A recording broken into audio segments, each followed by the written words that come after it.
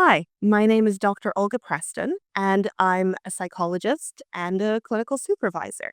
I have a doctorate in counseling psychology and psychotherapy, a master's degree in clinical psychiatry, and a master's degree in forensic mental health. I also specialize in clinical sexology. I approach therapy and psychometrics from an integrative perspective. And what that means is that I take into account various modalities, various skills, and various approaches that can be used to give you the most comprehensive and best possible treatment.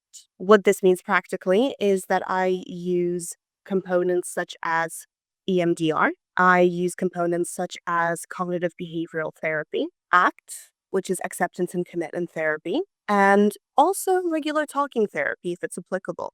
I really like to bring existential themes, wider themes of life into my work as a clinician. I've experience in both private practice settings and also clinical settings, such as one of the national hospitals in London, where I worked within pain management. I'm a general practitioner and I have several areas of specialty. What I mean by that is I am looking forward to seeing you and helping you with issues such as depression, low mood, anxiety, stress, burnout, and trauma. When it comes to my areas of specialties, I've worked in various different areas that I would like to help you with. One of those areas is relationships. Human relationships are naturally very complex. In fact, research has suggested it is the number one reason that people come and seek out therapy. When it comes to relationship therapy, I like to look at communication patterns and how to improve those in a very practical kind of way. I like to look at how people argue. I believe that arguments, like almost anything else, is a skill that we could benefit in improving from. Moreover, one of my clinical specialties is human sexuality.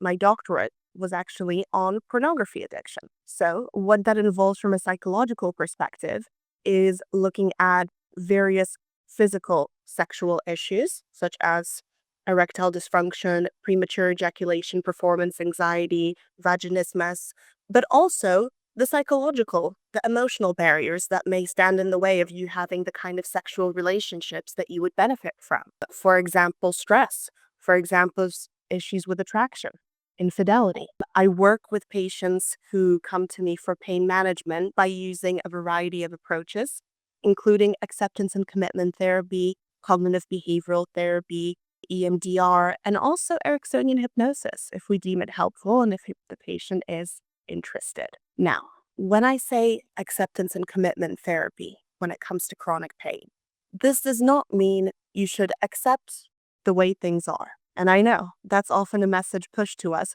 just accept and all will be well, but we may know that that's not necessarily the case, not just with pain, but with many of our struggles. What acceptance and commitments means is not I accept the way things are and things are never going to change, but instead, I'm going to stop fighting the narrative of being in pain and suffering for the rest of my life and instead look for what else can make my life meaningful and beneficial in spite of the pain or in spite of the psychological difficulties that I continue to persevere through. I think it's very important to establish a good therapeutic relationship.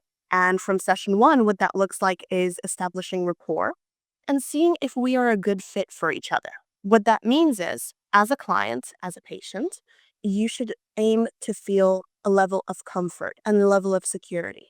That can be very hard to achieve in one session, especially if therapy hasn't been easy for you, or even if you just struggle to open up, especially in front of a stranger. I am here to help you with that, to guide you with that, to make the experience as comfortable as possible, to see what our therapeutic future would look like and where we can go from there. We will also discuss practical aspects. For instance, are there any limitations to your therapy? What would be some of the things that you absolutely require from the therapeutic process or from a therapist? Do you have a dream therapist? What would that therapist be like? Something that I also like to ask is, in this process, would you benefit from having me be more of a supportive presence or more of a challenging presence? And it's okay if you say both. I think both of these components are very important in order to have a beneficial therapeutic experience, to make practical strides in whatever you are trying to achieve through therapy, and also have a beneficial client-therapist relationship. I like to use psychometrics in my sessions, and I think that they provide a lot of benefits to the patients and the clients that I see. Psychometrics are psychological tools of measurement. They will most often give you a score, oftentimes numerical. So this could be a score of rating low mood for the past 2 weeks or rating your stress and your anxiety, but it can also go further and conduct personality tests or do deeper analyses into aspects such as the effect on trauma. In my years of clinical practice, one of the most common issues that I've worked with is trauma. Trauma, as I'm sure you've heard, is complex, and it is complex to sit within therapy and to treat, so to speak. That is why I like to employ a lot of flexibility in the way that I both assess and treat trauma within psychotherapy. What that looks like is having a balance of different tools and different approaches. For instance, as my client, as my patient, we can have an agreement that for some of the sessions we will use EMDR, which involves rapid eye movements and is a technique often used to treat trauma. What we can also do is talking therapy.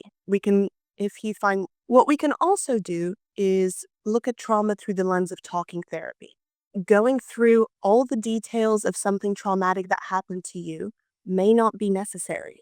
Through techniques like EMDR, which focus on rapid eye movement, neurological processing, we don't have to go through the nitty-gritty if you don't feel that's helpful. Instead, this process often involves tapping, whether that's tapping on your legs or the butterfly taps that you may see, or following the finger is a common one. We will find a way to make EMDR work for you if this is something that you want to do. The benefit of doing a technique like EMDR is not only not having to rehash the past, but also seeing results reasonably quickly. There are no guarantees and promises, but many people feel different after EMDR in a matter of sessions. As a therapist, I consider myself open, direct, confident, organized, and most importantly, curious. I would say that curiosity is my drive when it comes to this profession. I want to know more about you. I want to know how you experience the world, and I want to know what it would be like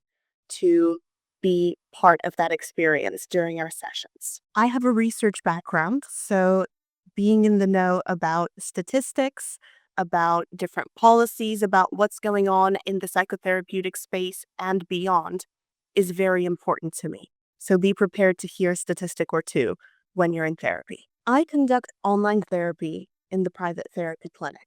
And you may be wondering, is online therapy right for me? Haven't we moved on from the era of online therapy a couple of years ago?